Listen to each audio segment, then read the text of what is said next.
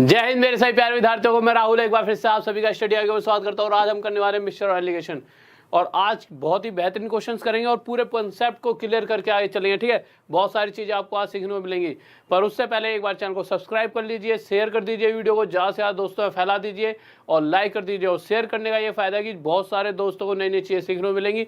और सब्सक्राइब कर लीजिए चैनल को, जिससे कि और भी नई नई वीडियो आपको टाइम टाइम पहुँचते रहें। तो टाइम वेस्ट ना करते हुए सीधा क्वेश्चन पर आते हैं। क्वेश्चन पर आने से पहले सबसे पहले मैं आपको कुछ चीज़ें बताता हूँ मिक्सचर और एलिगेशन में। जैसे कि आपने बहुत बार क्वेश्चंस देखे होंगे, और क्वेश्चंस में देखा क्या होगा कि ऐसे देखा होता कुछ वस्तुएं खरीदी गई, खरीदने वाले मूल्य को कॉस्ट प्राइस कहते हैं कि इतने रुपए के हिसाब से, मतलब उसका प्राइस दे रखा है, फिर कुछ का प्राइस और दे रखा है, और कहा जब इन सबको मिलाया गया तो जो ओवरऑल कितने रुपए के हिसाब से वो हमें पड़ी औसतन, वो प्राइस हम यहाँ लिख देते हैं। और उसके बाद जब हम काटा पीटी इस जो बड़ा होता है उसमें से छोटे को माइनस कर लेते हैं, वो बताऊंगा आगे। ठीक है, हम ऐसे माइनस माइनस करके जो यहाँ पर वैल्यू आती है उसको हम क्या कहते हैं, इसे हम कहते हैं क्वांटिटी का रेशो। अब सबसे बड़ी बात जो बच्चे के दिमाग में जाती है वो यही जाती है कि ठीक है ये सीपी है, ये सीपी है, ये ओवरऑल सीपी है, यहाँ तक की कहानी तो चलो हम समझ गए, बट जो ये रेशो है ये क्वांटिटी का ही क्यों है?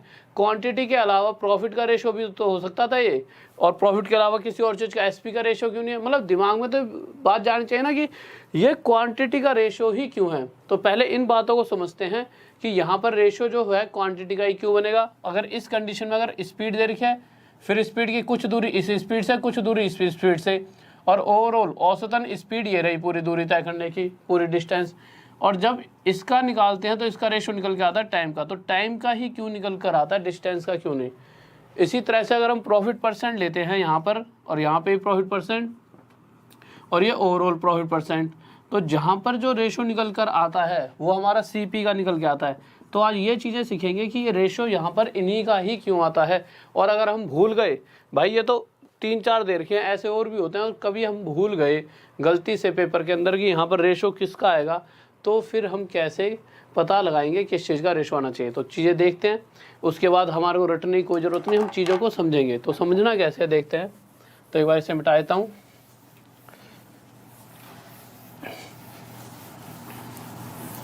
देखिए बहुत ही आसान सी चीज़ है। कभी भी अगर मैं आपसे बोलूँ स्पीड का फॉर्मूला बताओ, तो आपको speed equals to distance upon में टाइम। जो चाल होती है वो दूरी बटे समय होती है। ठीक है, इस कंडीशन में क्या होगा, जब स्पीड दे रखी है, कुछ दूरी इस स्पीड से तय की गई, कुछ दूरी इस स्पीड से, फिर ओवरऑल स्पीड एवरेज औसतन स्पीड ये आई। इस कंडीशन पर अगर मैं आपसे यहाँ का रेशो पूछूंगा तो रेशो किसका आएगा, जो नीचे वाली वैल्यू टाइम है इसका रेशो आएगा, तो यहाँ पर रेशो आ जाएगा टाइम का। इसी तरह से अगर सीपी वाली कंडीशन है, तो आपसे अगर मैं पूछूं आपने 100 रुपये खर्च करे, कितने रुपए खर्च कर दिए, 100 रुपये, ये तो पैसे हो गए, और 10 वस्तुएं खरीद कर रहा है, तो कितनी क्वांटिटी खरीद कर रहा है, 10। तो मैं अगर आपसे पूछूं आपने एक कितने में खरीदी, तो आप सीपी निकालोगे। कैसे निकालोगे, जितने रुपए खर्च करे वो ऊपर, और जो 10 क्वांटिटी खरीद कर लाए हो वो नीचे। यहाँ से आपका निकल जाए कि आपने एक वस्तु कितने की खरीदी, 10 रुपये की।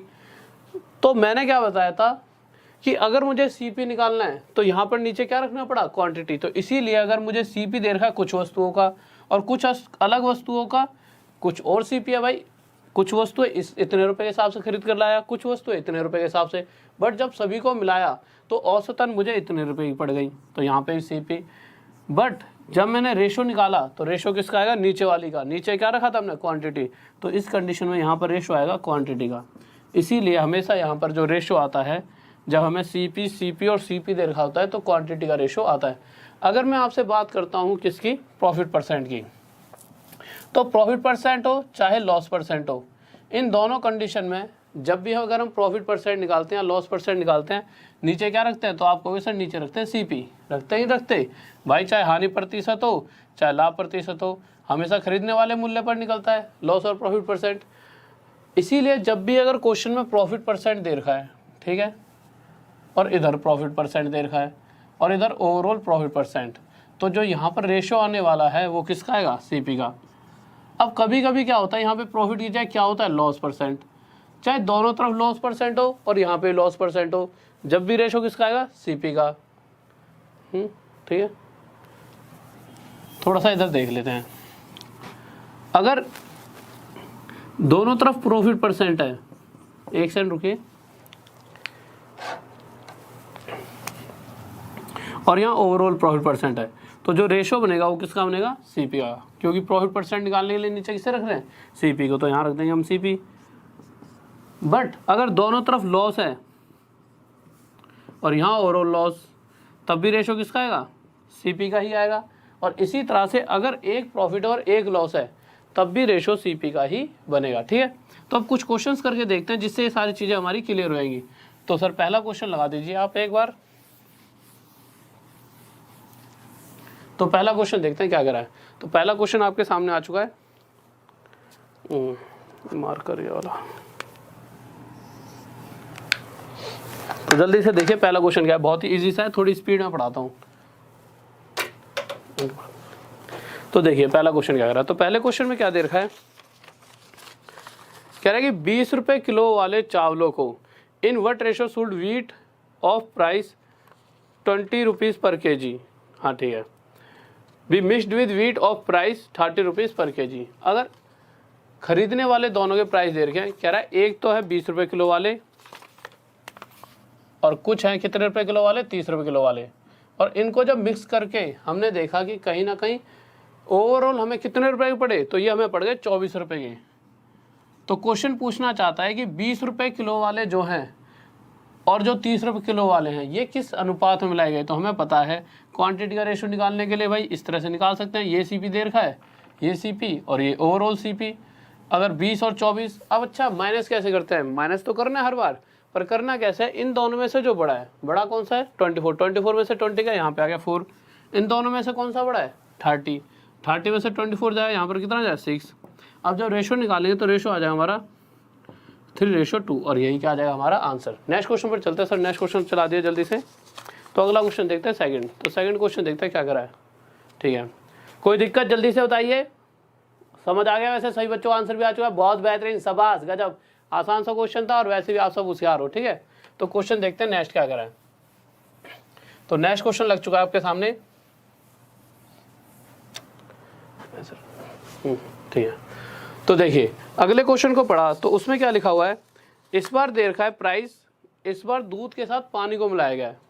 अब हमें पता है कि भाई दूध जितने रुपए के हिसाब से खरीदा होगा उसका सीपी यहाँ, पानी का सीपी यहाँ, और जब इन दोनों को आपस में मिला देंगे तो ओवरऑल कितने रुपए की चीज़ पड़ी हमें, वो सीपी हम कहाँ लिखने वाले हैं यहाँ। तो हमारे पास यहाँ पे जो रेशो आएगा वो आ जाए क्वांटिटी का, यही तो हमने सीखा है। तो इसी तरह से जब इस क्वेश्चन को करेंगे तो इस क्वेश्चन में क्या लिखा हुआ है देखते हैं, सीपी मतलब खरीदने वाला मूल्य है। तो दूध का प्राइस तो दे रखा है कि दूध जो खरीदा गया है वो 36 रुपये प्रति लीटर के हिसाब से खरीदा गया। तो ठीक है भाई, दूध का सीपी लिख दिया। अब पानी की बात आई, तो अब एक बात बताओ यार, कोई भी अगर दूध वाला हो जब पानी मिलाएगा दूध में तो यूँ तो है नहीं कि बिसलेरी की बोतल खरीद के लाएगा 20 वाली, कहीं ना कहीं ऐसा ही पानी तो मिलाया जो घर मतलब फ्री का हुआ। तो दूध कितने मतलब पानी अगर जो मिलाएगा तो उसे कितने रुपए का पड़ रहा हुआ पानी, तो पानी पड़ेगा 0 रुपये का। तो यहाँ से सीपी आ गया पानी का कि भाई पानी तो ऐसे मिलाएगा ना जिसका कोई प्राइस ना हो, तो 0 रुपये वाला पानी मिला दिया जो घर में मतलब नल के कैसे निकाल लेते हैं, ठीक है।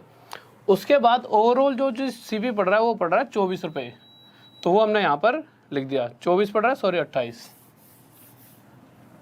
अब उसके बाद रेशो पूछा है कि अगर इस कंडीशन में दूध और पानी का अनुपात बताओ।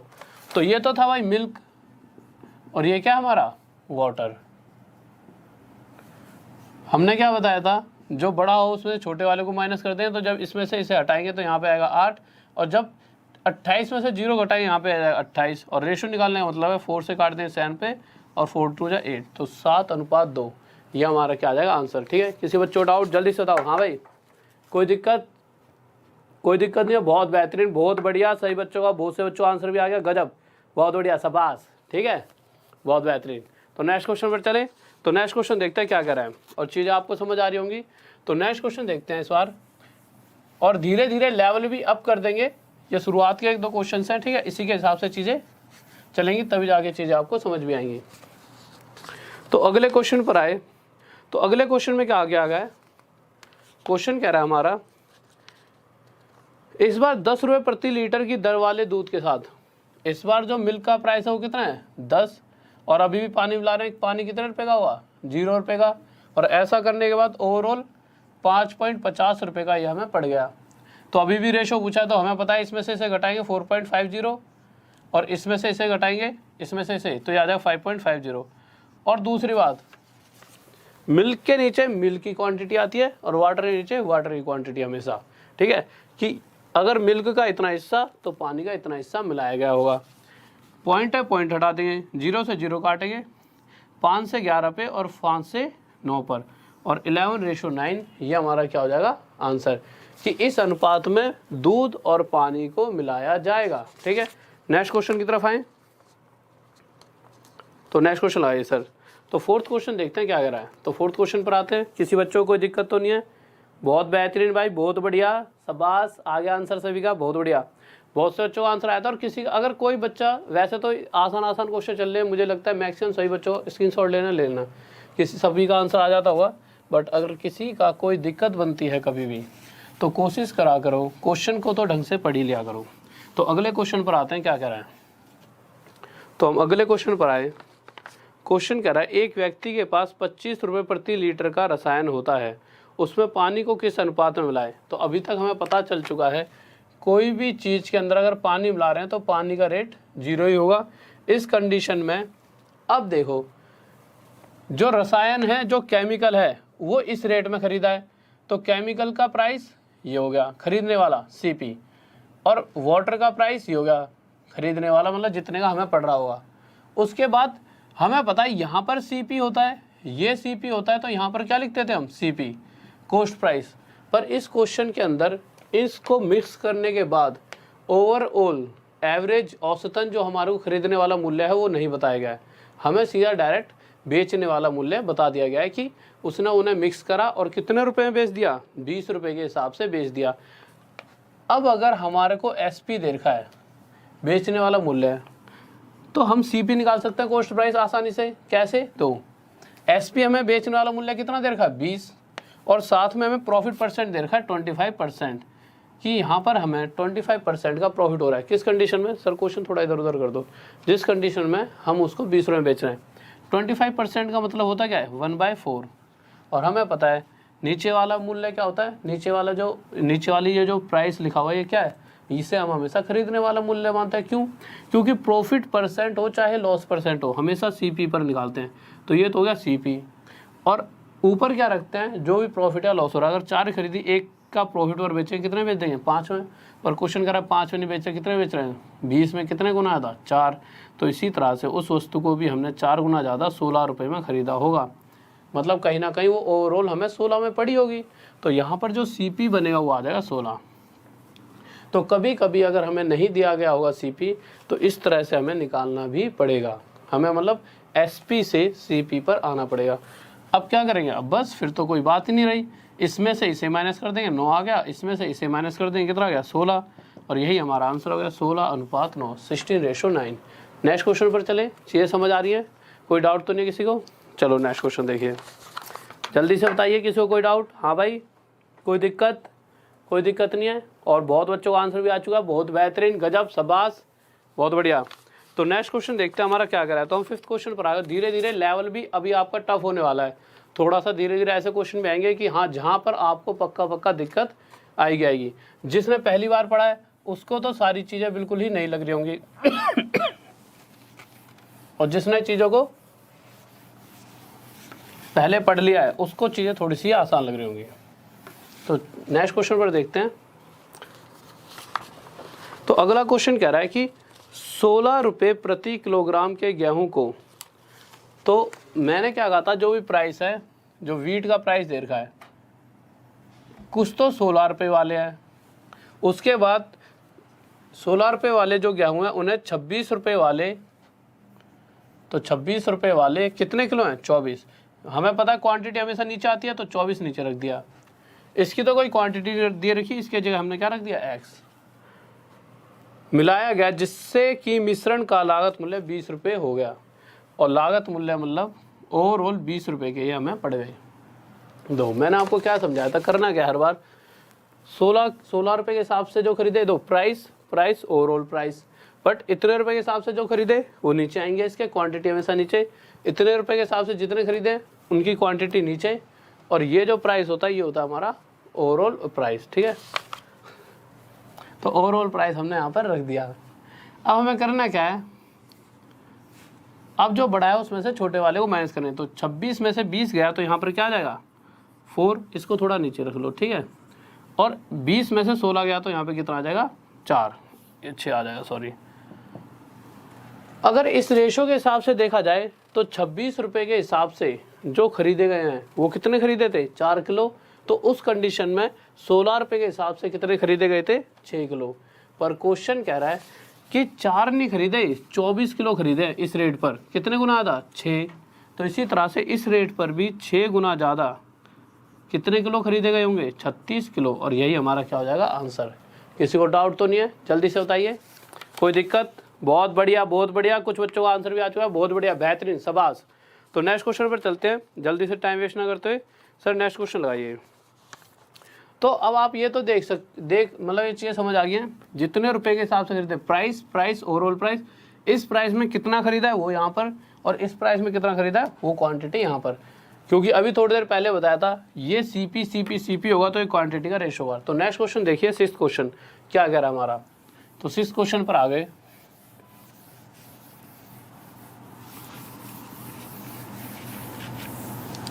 तो 6th क्वेश्चन को जब हमने पढ़ा तो क्वेश्चन कह रहा है 42 रुपये प्रति किलोग्राम के गेहूं को जो प्राइस दे रखा है उसे यहाँ पर रखेंगे। तो 42 रुपीज़ पर केजी वाले 42 पैसा पर केजी है, ठीक है। हम प्राइस लिख देते हैं, प्राइस दे रखा है, ठीक है, 42 पैसा पर केजी। पर ये नहीं बताया हुआ कि ये कितने किलो खरीदे हैं, तो इनकी जो क्वांटिटी है वो हमने नीचे रख दी। आगे फिर बता रखा है कि 24 रुपये के हिसाब से कुछ खरीदे हैं, और 24 रुपये के हिसाब से कितने खरीदे हैं 25 किलो। तो ये बता रखा है कितने खरीदे हैं 25। इस प्राइस से जो क्वांटिटी खरीदी है वो ये रही, इस प्राइस से जो क्वांटिटी खरीदी है वो ये रही। बट उन्हीं सभी को आपस में मिलाकर औसतन ये कितने रुपए में पड़ा है, तो जितने रुपए में पड़े होंगे वो यहाँ पर आता है। पर इस क्वेश्चन के अंदर ये सीपी ना देकर ओवरऑल ये बता रखा है कि उसे ओवरऑल कितने रुपए में बेचा गया। तो यहाँ पर फिर से वही कंडीशन आ गई, हमें दे क्या दिया यहाँ पे क्वेश्चन में, इसकी जगह हमें एसपी दे रखा है कि हम इन्हें 40 रुपये के हिसाब से बेच रहे हैं एंड में, ठीक है। अब 40 रुपये के हिसाब से अगर हम बेचेंगे और वो भी कितने % का प्रॉफिट लेकर 25%। सर क्वेश्चन थोड़ा इधर उधर कर दो। तो 25% अभी देखा था 1/4, 4 की खरीदी होती है और 1 का प्रॉफिट लेता तो मैं 5 में बेचता। क्वेश्चन करा 5 में नहीं 40 में, 8 टाइम ज़्यादा 8 गुना। तो इसी प्रकार उस वस्तु को खरीदा भी 8 गुना आधा, कितने में क्या होगा 32। तो ये ओवरऑल कॉस्ट प्राइस आ गया। तो ओवरऑल कॉस्ट प्राइस यहाँ रखेंगे, कितना आ जाएगा 32। अब करना क्या है, इन दोनों में से कौन सा बड़ा है, ये इसमें से इसे माइनस करेंगे तो आ जाएगा 10, और इन दोनों में से कौन सा बड़ा है ये, जब इसमें से इसे माइनस करते हैं तो यहाँ पे आ जाएगा 8। तो जो ये रेशो बनेगा ये क्वांटिटी का, कैसी क्वांटिटी एक बार काट के देख लेते हैं, 2 से 4 पर और 2 से 5 पर, कि जब मिक्सचर बनाया होगा तो इतने रुपए के हिसाब से अगर इतना हिस्सा उठाया होगा तो इतने रुपए के हिसाब से इतना हिस्सा उठाया होगा, मतलब इतने रुपए के हिसाब से इतने किलो चीज़ें खरीदी होंगी और इतने रुपए के हिसाब से इतने किलो। पर क्वेश्चन साफ कह रहा है इस प्राइस पर उसने 25 किलो वस्तु खरीदी है, इससे कितने गुना था 5।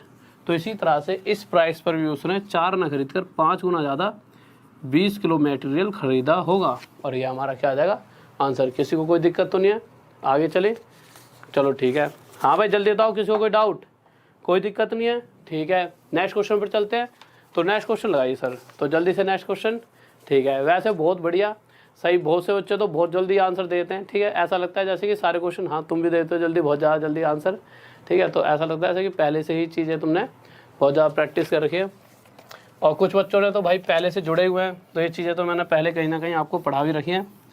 बट यह है कि अभी एक बार सारी चीज़ें पढ़ाने के बाद जब ये पूरा सिलेबस हो जाए आपका, फिर सिस्टम अपग्रेड कर देंगे। जैसे रोबोट 2.0 होता है ना, इसी तरह से सिस्टम को अपग्रेड करके उसके अंदर फिर क्वेश्चंस बिल्कुल ही नए लेकर आऊँगा, जो इन सबसे लेवल उसका अप होगा। बट अभी ऐसा ही कुछ बच्चे कहते हैं सर थोड़ा सा लेवल कम है, कुछ नए हैं उनको लगता है लेवल ज़्यादा है।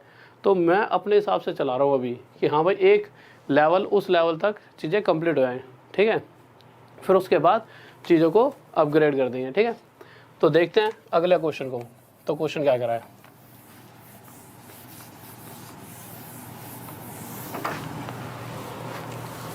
तो अगले क्वेश्चन पर आते हैं। तो अगला क्वेश्चन है सर, तो नेक्स्ट क्वेश्चन लगा हुआ है। इस क्वेश्चन में क्या कह रहा है वो, एक सेकंड रुकिए। तो नेक्स्ट क्वेश्चन पर आए, तो क्वेश्चन कह रहा है कि 15 किलोग्राम चावल 29 रुपये। इस बार प्राइस भी दे रखा है कि 29 रुपये के हिसाब से कितने खरीदे हैं, 15 किलो। और फिर आगे गए तो 22 रुपये के, प्राइस हमेशा यहाँ पर आएगा और क्वांटिटी यहाँ पर आएगी 20 किलो। और ओवरऑल ये पड़ गए हमें, उसने दोनों प्रकार के चावलों का मिश्रण 27 रुपये प्रति किलोग्राम की दर पर बेचा। बेचा कितने के हिसाब से, यहाँ तक दिख रहा है, ऊपर लिख देते हैं। बेचा है उसने 27 रुपये के हिसाब से। अब आपके दिमाग में आएगा वो प्रॉफिट परसेंट पूछ रहा है। हमें ये बात पता है कि अगर लाभ प्रतिशत या हानि प्रतिशत, प्रॉफिट परसेंट या लॉस परसेंट निकालना है, उस कंडीशन में हमें क्या पता होना चाहिए, हमें सीपी पता होना चाहिए कि कितने रुपए की वस्तु खरीदी गई है। ये बात आपको समझ आ रही होगी। बट यहाँ पर हमें ये दे रखा है कि वस्तु इतने रुपए के हिसाब से बेची गई, सीपी नहीं दे रखा। कौन से वाला, ये वाला इन द एंड वाला जो ये होता है, इसी पर हम हर बार प्रॉफिट या लॉस परसेंट निकालेंगे कि हमारे को ओवरऑल कितने रुपए के हिसाब से वस्तु पड़ी और इसके हिसाब से फिर हमने इतने में बेची। तो हमें ये चाहिए, तो ये हमें पता नहीं है। बट हमें ये पता है कि अगर मैं इनका रेशो निकालूं, यहाँ पर कोई सीपी आएगा और माइनस माइनस करके यहाँ पर एक रेशो बनेगा। तो ये 5 3 या 15, 5 4 या 20, किस रेशो बनना है, 3:4। तो हमेशा जो ये रेशो का टोटल होगा किसके बराबर होगा, इन दोनों के बीच के अंतर के बराबर। और इन दोनों का डिफरेंस देखा कितना आ रहा है, 7। जो इन दोनों का डिफरेंस है वही इन दोनों का टोटल हमेशा होना चाहिए। और यहाँ पर देखा 3 और 4 7, तो कंडीशन 100% सेटिस्फाई हो रही है कि हाँ, जितना इन दोनों का टोटल है रेशो का, वही डिफरेंस इन इसका और इसका भी हमें देखने को मिल रहा है। तो हमें कुछ करने की ज़रूरत नहीं है कि हाँ ये बिल्कुल 100% सही है। आगे जाके देखेंगे अगर डिफरेंस अलग होता तो उस कंडीशन में क्या करते। अब तो हमें साफ साफ पता लग चुका है, जो ये बड़ा है इससे, तो इस कंडीशन में जो ये वाली वैल्यू होगी इससे तो छोटी होगी और इससे बड़ी। तो यहाँ पर ऐसी क्या वैल्यू रखें कि इन दोनों का अंतर 4 बन जाए। तो यहाँ पे रखना पड़ेगा 25। चाहे आप देख लो 29 और 25 का डिफरेंस 4, और इसी तरह 25 और 22 का डिफरेंस 3। 100% condition satisfy. अब आप देख सकते हो कि 25 रुपये की वस्तु हमें पड़ चुकी है। सर एक बार क्वेश्चन हटा देना, 25 रुपये की वस्तु पड़ी है और क्वेश्चन ने कहा है कितने में बेच दिया है, 27 रुपीज़ में। अगर मैं आपसे पूछूं प्रॉफिट परसेंट बताइए, तो आप आसानी से निकाल सकते हो। कैसे, जितने में खरीदी 25 में कॉस्ट प्राइस, और उस पर कोई प्रॉफिट या लॉस जो भी है, कितना प्रॉफिट हो रहा है 2 का वो ऊपर, और परसेंट के लिए मल्टीप्लाई बाय 100। तो 25 4 जा 4 2 जा 8% का हमें प्रॉफिट हो रहा है। ये क्या गया हमारा आंसर। ठीक है, नेक्स्ट क्वेश्चन की तरफ चलते हैं। ठीक है, और देखता हूँ किस किस भाई का आंसर आ गया। अच्छा आ गया, सही बात, बहुत बढ़िया, बेहतरीन, गजब, शाबाश हैं। एक आधा तो शेर है, तभी निकाल देता आंसर। हाँ आ गया, तुम्हारा भी आ गया, मुझे पता है, बहुत बढ़िया। तो शाबाश, इसी तरह से बस आंसर देते रहा करो। और वैसे सही बच्चे होशियार हैं, कोई भी कमज़ोर नहीं है, बस फ़र्क इतना पड़ता है कौन कितने दिनों से तैयारी कर रहा है। ठीक है, तो इस बात को कभी दिल पे मत लेना कि यार उसने आंसर दे दिया मैंने नहीं दिया। ये जो तैयारी है ना, ये मैटर ही नहीं करती कि आप 2 साल से करो 3 साल से। जो 1 साल से कंटिन्यू लगा हुआ है वो बच्चा एग्जाम निकाल जाता है। हाँ, यहाँ पर दिक्कतें बनती हैं कि किस तरीके, ऐसा नहीं 2 साल वाला निकालेगा, 2 साल वाला और कंटिन्यू है, और उसने 1 साल पढ़ाई करी या 5 महीने कर ली, फिर 6-7 महीने फील्ड से गायब, तो उसके साथ भी दिक्कत बनती है। जो 2 साल से कंटिन्यू, फिर तो सारी जॉब निकालेगा, जिस भी जॉब को भर दिया वो जॉब उसी की है। बट मेन चीज़ है कंटिन्यूटी, कितने दिनों से आप एक चीज़ में कंटिन्यू लगे हुए हो। इसलिए कोशिश करना जब तक आपका एग्ज़ाम क्लियर ना हो, कंटिन्यू स्टडी करते रहना। ऐसा होगा एक टाइम आएगा कि आप एक जॉब नहीं, जितनी भी जॉब को भरोगे, जितने भी एग्ज़ाम, सभी को आप क्लियर कर पाओगे। तो अगले क्वेश्चन को देखते हैं क्या कह रहा है। तो हम अगले क्वेश्चन पर आए, तो इस बार उसने कहा है कि 18 रुपये और 13 रुपये के हिसाब से खरीदी गई है। तो खरीदने वाला मूल्य है और खरीदने वाला मूल्य है, और क्वांटिटी का जो रेशो दे रखा अनुपात, कि भाई इसका 7वां हिस्सा उठाया गया होगा तो इसका उठाया 3रा हिस्सा। ठीक है, इस रेशो में उसने क्वांटिटी ली है। उसके बाद वो कह रहा है कि सबको मिक्स करके जब बेचा गया, खरीदने वाला ये वाला प्राइस तो दिया ही नहीं है, पर ये गया है कि जब बेचा गया तो कितने रुपए में बेचा गया है, तो बेचा गया है हमारा 18.15 रुपये के हिसाब से। अब फिर से प्रॉफिट परसेंट पूछ लिया है। अब हमें पता है प्रॉफिट परसेंट पूछा तो है, उसके लिए हमें ये सीपी पता होना चाहिए। अब थोड़ी देर पहले बताया था मैंने, इन दोनों का जो डिफरेंस होता है, इन दोनों का डिफरेंस कितना है 5, वही इन दोनों का टोटल होना चाहिए, पर इन दोनों का टोटल है कितना 10। तो जो ये 10 है टोटल, एक्चुअल में 10 ना होकर कितना होना चाहिए था 5। 5 कब होगा, जब ये भी आधा होगा और ये भी आधा, तभी तो इन दोनों का टोटल 5 बनेगा। भाई टोटल 10 नहीं है 5 है, 10 से आधा है, तो इसी तरह से इसे भी आधा कर दें, इसे भी आधा, तो इसको जब आधा करेंगे तो कितना हो जाएगा 1.5। किसी एक को कर लो। अब यहाँ पे ऐसी क्या वैल्यू रखें कि 18 में से घटा दे 1.5 आ जाए, तो आपको पता है यहाँ पे हमें 16.5 रखना पड़ेगा। और अगर आप कहते हैं सर इसे क्यों नहीं करा, तो इसे अगर आधा करते तो 3.5 बनता। तो हम देखते हैं कि इन दोनों का डिफरेंस 3.5 है, तो आप देखो 16.5 और 13 का जो डिफरेंस बनेगा वो 3.5 ही तो बनेगा, तो इस कंडीशन में ये भी ठीक है।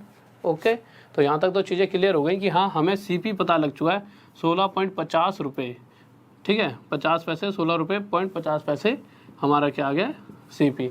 अगर इतने रुपए की चीज़ खरीद कर मैं इतने रुपए में बेच दूंगा तो मुझे कितने रुपए का फ़ायदा होगा, तो मुझे होगा 1.65 रुपीज़ का फ़ायदा। अब प्रॉफिट परसेंट हम आसानी से निकाल सकते हैं। हमें पता प्रॉफिट परसेंट होता क्या है, जितने की वस्तु खरीदी गई कितने में खरीदी है 16.50 रुपये में, फ़ायदा कितना हो रहा है 1.65 का, परसेंट के लिए मल्टीप्लाई बाय 100, पॉइंट से पॉइंट हट गया, जीरो से जीरो हट गया, 165 से 165 हट गया, कितना आ गया 10% का प्रॉफिट। ये हमारा आंसर आ गया। किसी को डाउट, कोई दिक्कत नहीं होनी चाहिए, चीज़ें बिल्कुल सही जा रही हैं, क्लियर अपने वे से। नेक्स्ट क्वेश्चन लगाइए। तो सर नेक्स्ट क्वेश्चन देखते हैं क्या कहना चाहता है। तो नेक्स्ट क्वेश्चन पर आते हैं। हाँ मार्कर, तो नेक्स्ट क्वेश्चन देखते हैं क्या कह रहा है। तो नेक्स्ट क्वेश्चन देखते हैं जल्दी से।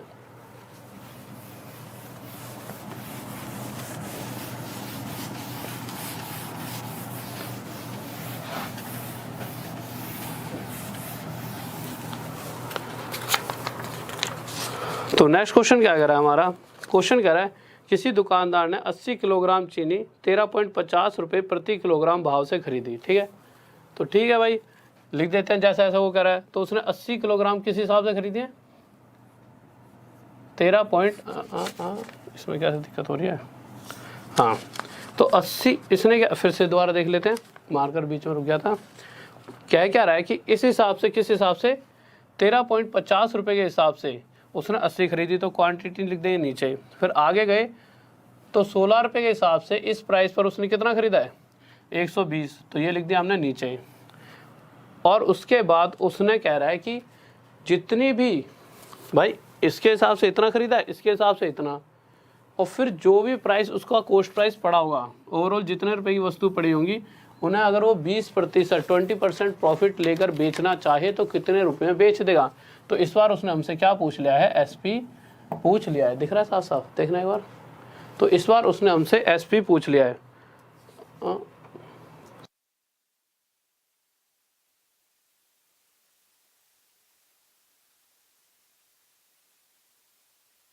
हाँ भाई इसमें ना दो क्वेश्चन वहाँ पर, यहाँ पे नहीं, मेरे पास तो अलग अलग ही है, मैंने अभी स्क्रीन पर देखा है। तो दो क्वेश्चन एक साथ कटिंग कर दिए गलती से, तो ऊपर वाला क्वेश्चन है जिसको हम सोल्व करके देख रहे हैं। और हिंदी में इसलिए नहीं क्योंकि इंग्लिश में थोड़ी सी मिस्टेक्स थी, तो जल्दी जल्दी मैंने वो हटवा दिया इंग्लिश वाला नीचे का पार्ट। ठीक है, तो क्वेश्चन पर आ जाते हैं। तो प्रॉफिट परसेंट मतलब एसपी पर जाने के लिए हमें ये पता होना चाहिए हमने खरीदा कितने में। तो फिर से हम वही करेंगे जो अभी तक हमें पता है। हम करते क्या है, हम इनका रेशो निकालेंगे। तो ये 4 2 8 और ये 4 3 12। हमें पता है जितना इन दोनों का टोटल है वो इन दोनों का डिफरेंस होना चाहिए, पर इन दोनों का डिफरेंस कितना है 2.5। तो ये और दो टोटल यहाँ पर बन कितना रहा है 5। तो क्वेश्चन के हिसाब से टोटल 5 ना होकर 2.5 होना चाहिए, इसका आधा। अगर जो ये टोटल है वो आधा होने का मतलब क्या है, ये भी आधा, तो 2 का आधा ये 1। और ये 1 कब होगा, जब यहाँ पर क्या होगा 15/16 और 15 का डिफरेंस 1। तो ठीक है, यहाँ से हमें साफ साफ पता लग चुका है कि हमने उस वस्तु को 15 रुपये में खरीदा हुआ। 15 में खरीदा और हम कितने % का प्रॉफिट चाहते हैं 20% का। तो 20% मतलब 20% ही लेना चाहता है ना, एक सेकंड रुकिए, हाँ ठीक है। तो 20% मतलब 1/5। अगर 5 की खरीदी होती 1 रुपये प्रॉफिट लेकर, हमारा आंसर 6 आया था, पर क्वेश्चन कह रहा है 5 में नहीं 15 में खरीदी है, इससे 3 गुना ज़्यादा। तो इसी प्रकार 3 गुना ज़्यादा उसने उस वस्तु को 18 रुपये में बेच दिया होगा, ये आंसर आ गया। नेक्स्ट क्वेश्चन पर चलते हैं जल्दी से। तो नेक्स्ट क्वेश्चन लगाइए सर क्या कह रहा है। और किसी बच्चे को कोई भी दिक्कत है तो जल्दी से बताइए। कोई दिक्कत नहीं है, बहुत बढ़िया बहुत बढ़िया, बेहतरीन आ गया, बहुत ऊँचा होता आंसर, गजब, बहुत बढ़िया, शाबाश। तो अगले क्वेश्चन पर चलते हैं। हाँ शाबाश, आपको भी शाबाश। तो नेक्स्ट क्वेश्चन देखते हैं क्या कह रहा है।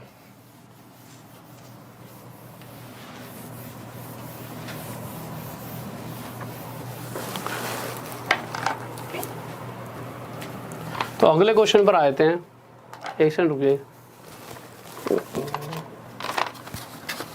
एक सेकंड, अगला क्वेश्चन आप पढ़ें क्या कह रहा है। तो अगला क्वेश्चन हमारा कह रहा है कि किसी वस्तु को क्रम से एक बार 35 रुपये के हिसाब से खरीदा गया है और एक बार खरीदा गया है 40 रुपये के हिसाब से, और फिर कह रहा है इसे 1 और 4 इस वजन के हिसाब से, मतलब इसका अगर एक हिस्सा उठाया तो इसका चौथा हिस्सा उठाया है, और इस हिसाब से मिलाकर बेचा गया कितने रुपए में, 52 रुपये के हिसाब से बेच दिया गया है। तो पूछ रहा है कि उसका प्रॉफिट परसेंट, जो भी लाभ प्रतिशत है वो बताओ। हमें पता है लाभ प्रतिशत के लिए हमें CP पता होना चाहिए, जो इन दोनों का डिफरेंस है 5, वही टोटल होना चाहिए, तो टोटल भी उतना ही है। तो यहाँ से हम आसानी से पता पाएंगे। यहाँ पर क्या रखेंगे, 4 आ जाए आपका, वही 39, या फिर इन दोनों डिफरेंस एक कंडीशन सेटिस्फाई, इतने की खरीदी गई होगी, इतने में बेच दी। तो हम निकालना चाहें अगर प्रॉफिट परसेंट तो कैसे निकालेंगे, नीचे रख दें जितने में खरीदी गई है CP। तो कितने में खरीदी गई है वस्तु, तो खरीदी है 39 में, और जो भी प्रॉफिट हो रहा है वो ऊपर रख देंगे।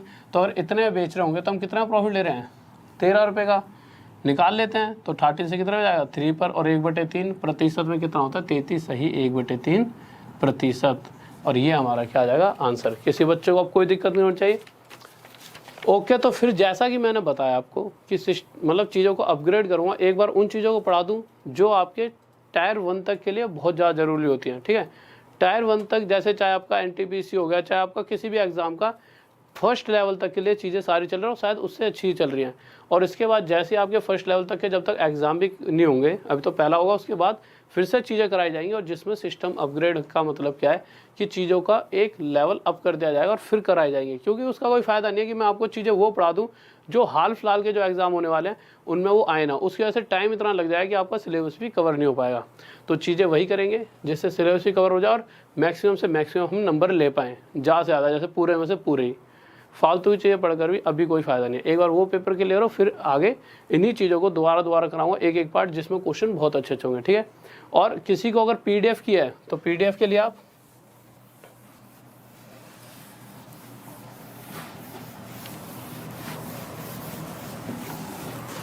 PDF के लिए आप जा सकते हो किस पे, राहुल